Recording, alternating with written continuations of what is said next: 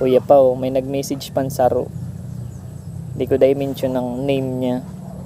Naghahapot siya, sabi niya, Kuya, papaano po mag-vlog? Ano po ang gigibuhon kong inot? Yun, malupit man eh. Ang inot mong gibuhon talaga dyan. I-hit mo yung record. Puunan mo na. Dawa, sala yan. Dawa, sala yan. Dawa, supog ka sa camera. I-hit mo na yung record. Magpun ka na mag-vlog. Kung mapun ka mag-vlog, sa ano ka, dumaan ka sa long form. Puunan mo mga 3 minutes, 5 minutes. Bawa ka duman sa reels ha. Bawa ka doon sa reels. Sirisigin ang reels, pwede, ano lang yan, 10 seconds. Bawa ka duman ka sa long form. Mapapractice din kung ano, paano ka magtaram sa camera. May hiling mo sa diri mo. Diyan ka muna mag-focus sa long form. Di mo bawa ka duman sa reels. Sa reels kaya garo hahabulon mo dyan ng views eh. Haram ko yan. Sa long form, okay lang daw, mag 0 views yan. Daw mayong views yan. Di mo man hahabulon ng views sa ano, long form. Pero mag-ano ka lang. Pero nagbo-vlog ka para palupiton mo sa diri mo. Diyan ka sa long form. Ang sa vlog, ang masakit ma lang dyan, makakatakot ma lang dyan, si inot mo pa.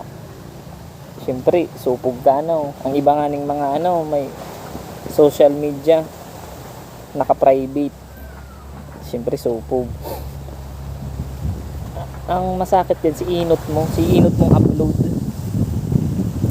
Garo, siyempre, isipon mo pa kung ano sasabihin kang tao.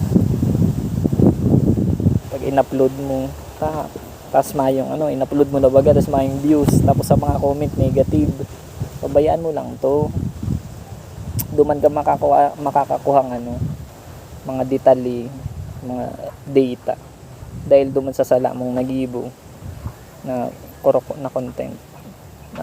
May hiling mo duman, sala pala ng ano, lightings ko, ay sala pala ng ano, makanos pala ng audio digdi, ay nag-i-echo pala ng ano, ay maduruson pala ng ano digdi. Garo, ang purpose ka to, garo dadalanan mo si sadiri mo. Dinadalan mo na si sadiri mo, garo nasa ano ka na, perspective ka na kang ano, mga viewer. Dinadalan mo na si sadiri mo. Harap lang ka ng pagbablog. Ingat mong gigibuhon. Do it. Ano to sabi, may kasabihan, do it scared. Yun, gawin mo kahit takot ka. Yan ang vlogging. So kung nag-benefit ka sa video na to,